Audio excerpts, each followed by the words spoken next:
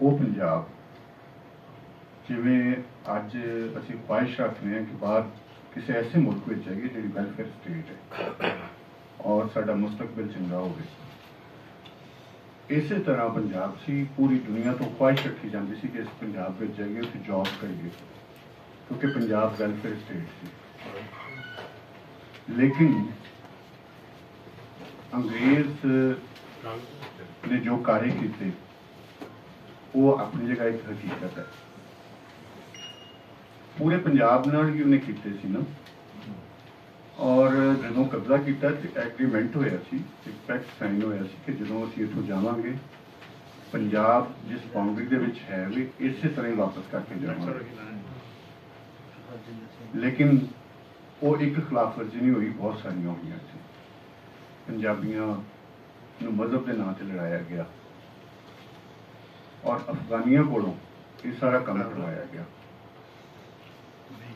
उधरों मुसलमानों नूं उस पासे दूसरे पासे हिंदू और सिखां दे नाल जो कुछ भी होया अंग्रेज ने एक साजिश के तहत की। पर असी इस हकीकत को मान लिया, वंडे गए, बहुत ज़्यादा कुछ होया, साढ़े नाल ज़्यादतियां होईयां।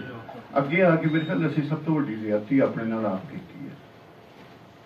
चढ़दे पंजाब विच पंजाबी दा हक लिया गया, पंजाबी राइज हुई, पंजाबी नूं मनवाया गया। असी अक्सरीयत विच पंजाबी सां, जिन्ना क्लैसिक्स है वो इधर है। मामला ये वे कि जदों असी अपने आप नूं नहीं सियाणदे, अपनी इज्जत आप नहीं करते तो कोई साडी इज्जत नहीं करता, ना ही कोई करेगा। जिन्ना चेर असी अपनी इज्जत आप ना करांगे, अपने आप ते फख्र ना करांगे।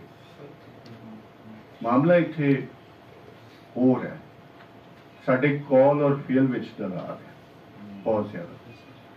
गल्लां बहुत सारियां मैनूं बाजी मोतिया नूं बहुत बहुत बधाइयां कि पंजाब असैंबली विच आए ने।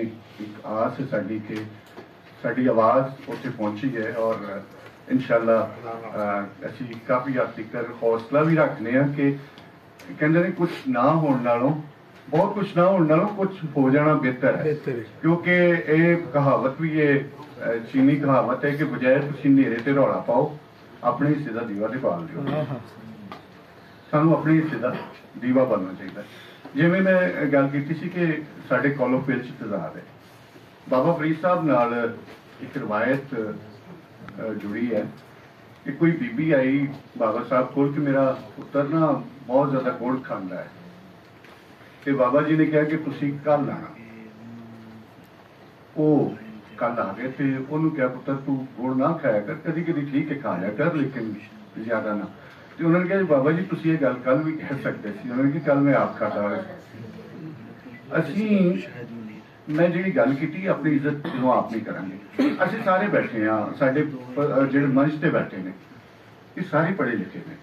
घुमन साहब इंजीनियरिंग की, मास्टर किया, जिन्हें भी ने आपो अपनी थां ते। चांडियो साहब ने, चांडियो साहब तो खुशकिस्मत ने, सिंध धरती नाल तलक रखते हैं, सिंधी राइज है, सरकारी दरबारे है, उत्थे हर जगह ते राइज है। ये खुशकिस्मत लोग ने। मैं समझना सिंध पाकिस्तान दे विच वाहिद कौम है जी खुशकिस्मत है जी अपनी जबान और मुकाम लैण विच कामयाब हुई है। उसकी वजह की है कि कॉलोफील च तजाद ने। असीं इत्थे खलो के पंजाबी की गल करने हैं, पंजाबी के नारे नूं मारने हैं। क्या असीं घर विच पंजाबी नहीं बोलते रहे? साडे माँ प्यो साडे नाल पंजाबी नहीं बोलते रहे? असीं स्कूल नहीं गए? स्कूल भी गए, कॉलेज भी गए, यूनिवर्सिटी भी गए। साडे बच्चों नूं की प्रॉब्लम है? असीं उन्हां नाल उर्दू बोलने आ, वो ये स्कूल साडे वांगू जाके बोल सकते हैं, पढ़ सकते हैं, लिख सकते हैं, साडे वांगू डिग्री हासिल कर सकते हैं। असीं उत्थे कहने नहीं देखो जी स्कूल विच बच्चे नूं प्रॉब्लम होएगी। सानूं ते कोई प्रॉब्लम नहीं हुई। या जिन्ने भी पढ़े लिखे लोग ने उन्हां नूं पुछो, वो पंजाबी बोलते सन, उन्हां दे वालदैन पंजाबी बोलते सन, उन्हां नूं की प्रॉब्लम हुई पढ़न दे विच? उन्हां डिग्रियां नहीं लईआं। बजाए कि गल हुई है असीं बहुत रौला पाने की बजाय अगर अपनी सलाह कर लईए, हमेशा अपने आप तो शुरू होंदा काम। अगर तुसीं अपने घर दे विच समझदे हो कि नहीं भी सानूं पंजाबी बोलनी चाहिए बच्चों के नाल, और फिर ही असीं जिहड़ा है ना बाहर जाके धड़ल्ले नाल कह सकते हैं मेरे घर दे विच बच्चे उर्दू बोलदे होण मैं बाहर जाके पंजाबी की जंग लड़न दिया, ये किस तरह की जंग है? मैं अपने आप ते अमल कर नहीं रहा। लिहाजा सियासी तौर पर, तारीखी तौर पर असी बहुत सारिया गल्लां, दुनिया दे विच 2 स्टेट्स बनियां जिहड़ियां खास मकसद वास्ते सन।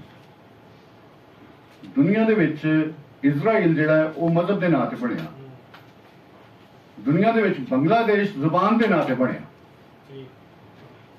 2 स्टेट्स जिन्हां दी खास शनाख्त है। और अज तुसीं बांग्लादेश वेख लवो, उन्हां दी इकॉनमी वेख लवो, उन्हां दा मकाम वेख लवो।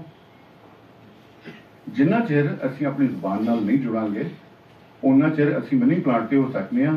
कोई बोड़ दा रुख, पिपल दा रुख, टाली दा रुख, निम नहीं बन सकते, मनी प्लांट ते हो सकते।